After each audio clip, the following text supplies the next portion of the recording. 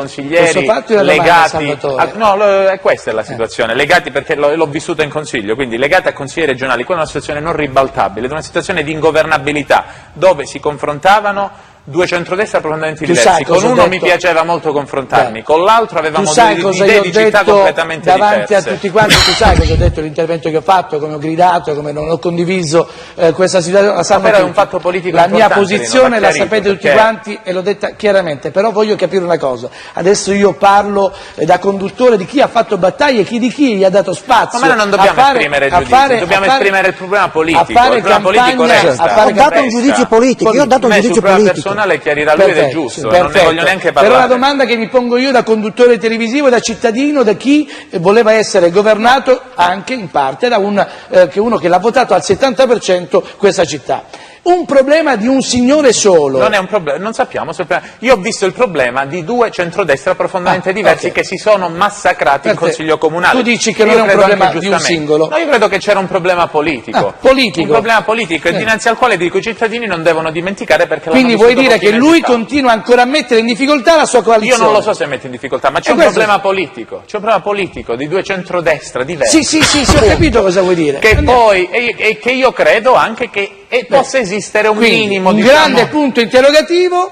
Certo, grande punto interrogativo. Certo, di come governare la quindi città. Quindi che questo signore continua a mettere, malgrado tutto quello che si è detto. E si è parlato di bilancio, io vorrei ricordare le spese folli che sono state compiute a settembre, ottobre, cioè ricordiamoci anche quelle, perché si è fatto riferimento al bilancio, spese drammatiche, gli arredi urbani, €500.000, il trenino del mare, 270.900 euro, questi sono i problemi, gli sprechi di cui si è parlato e che poi portano anche alla situazione che stiamo vivendo. Non bisogna dimenticare, quello chiede ai cittadini. Elio Mauro.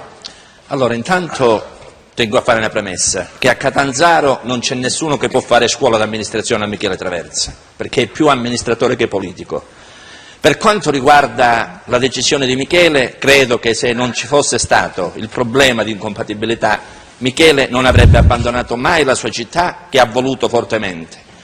Io alla domanda della signora, che ringrazio e ho le stesse preoccupazioni della signora, rispondo con un'altra domanda. Io non condivido quello che sta dicendo, lo dico da conduttore, sai perché non condivido? Sai perché non condivido? Una persona che prende il 70% dei voti in una città che lo ama, non condivido un passaggio del genere, perché stai offendendo la mia intelligenza. No, il conduttore però deve tenersi fuori. Deve tenersi fuori, il conduttore deve tenersi fuori. Sei conduttore. Allora, arrivo al punto, Lino. Allora dico, Michele Traversa non avrebbe mai abbandonato la città, al momento che deve fare una scelta, e lui era cosciente della situazione economica dell'amministrazione, era coscientissimo. A una domanda rispondo a una domanda. La città usciva scontenta da un'amministrazione uscente. Sì. Michele era visto come il messia.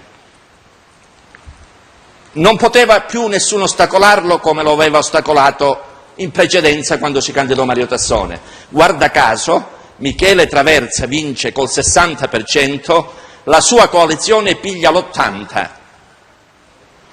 Credo che il buongiorno si vede dal mattino. Grazie, andiamo con la pubblicità.